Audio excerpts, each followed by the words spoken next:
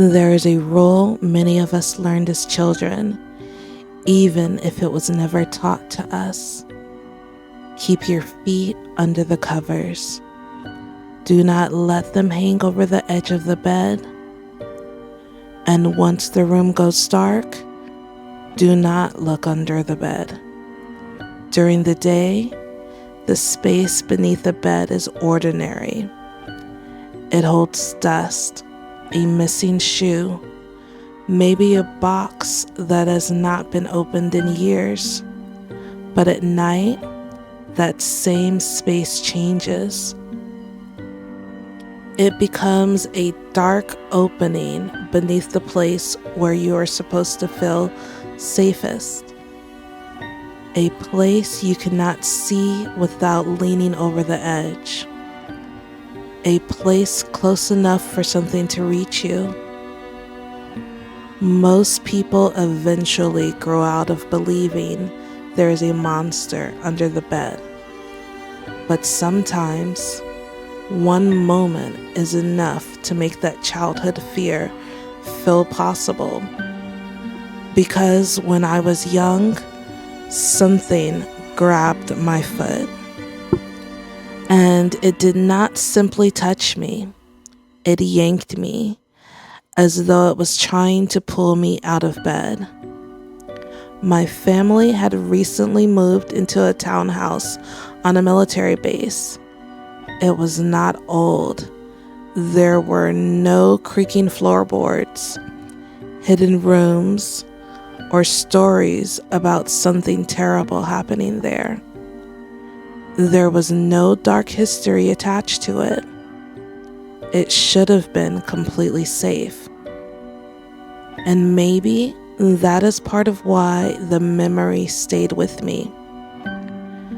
Fear is easier to understand when it happens somewhere already unsettling. An abandoned house, a dark basement, a strange room at the end of a hallway.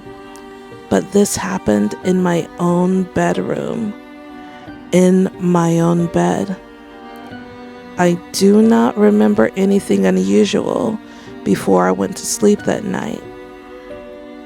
No strange noises, no shadows moving across the wall, no feeling that someone was watching me. I went to bed like any other night. At some point, one of my feet must have slipped from beneath the blanket and moved close to the edge of the mattress. I do not remember how it got there. What I remember is waking because something grabbed it, and then it pulled hard. It did not feel like the blanket shifting against my skin. It felt like a hand had wrapped around my foot and yanked, as though something beneath the bed was trying to pull me down. Fear can arrive before your mind understands what is happening. You do not calmly examine the situation or search for a reasonable explanation. Your body understands danger first. My heart was racing. I pulled my leg back onto the bed, and I knew with the certainty only a frightened child can have that something had been there, something close enough to reach out of the darkness, something that had wanted me off the bed. But I never saw what grabbed me. I cannot describe a face, a body, or even say that I saw a hand. There was only the feeling, fingers around my foot, a sudden pull, and the darkness beneath the bed. Not seeing it almost made it worse. When you do not see what frightened you, your mind has nothing solid to contain the fear. It can become anything. Something that had been beneath you the entire time you were sleeping. Something that might still be there. I know there are reasonable explanations. Maybe I was dreaming. Maybe I was only partly awake. Maybe my foot caught in the blanket and my sleeping mind transformed the sensation into something frightening. Dreams can spill into waking moments so smoothly that it becomes difficult to tell where one ended and the other began.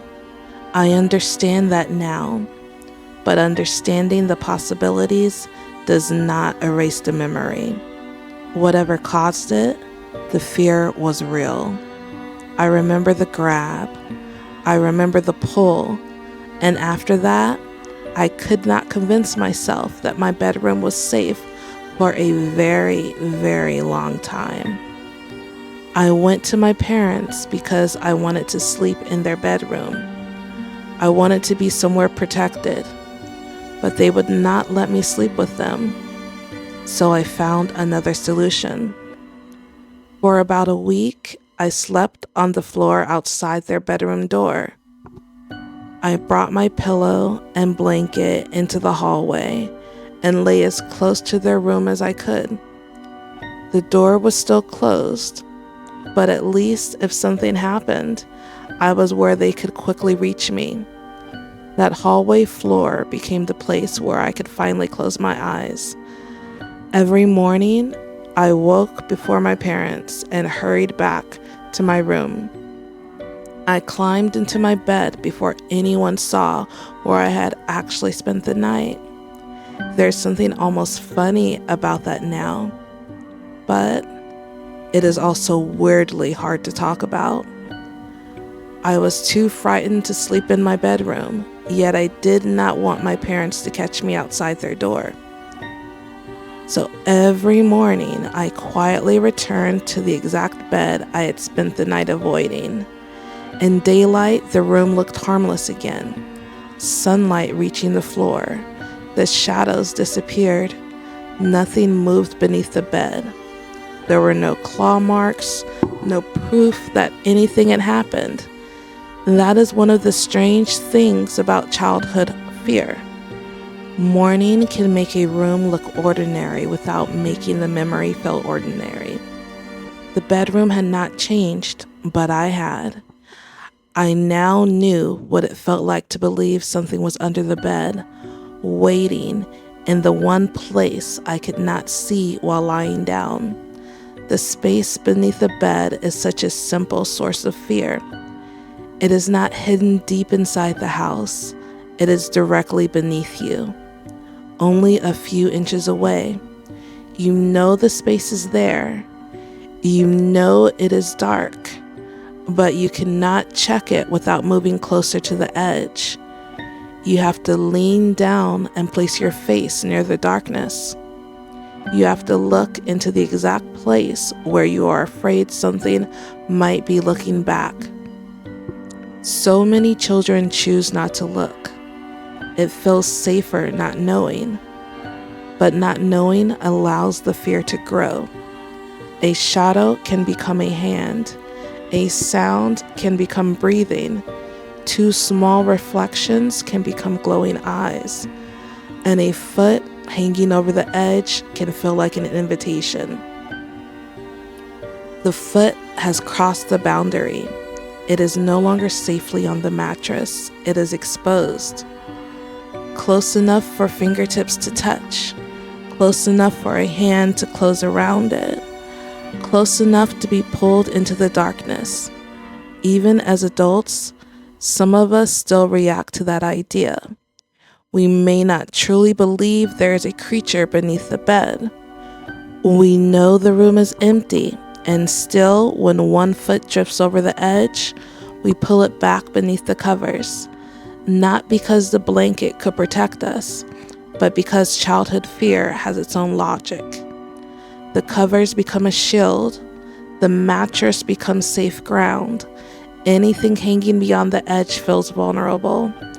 Logic grows up faster than instinct.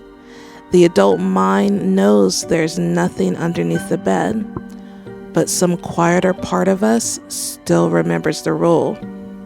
Keep your feet covered. Stay away from the edge. Do not give the darkness anything it can reach. I still do not know what happened that night. I can't prove that something was beneath my bed. I can't prove that I was fully awake.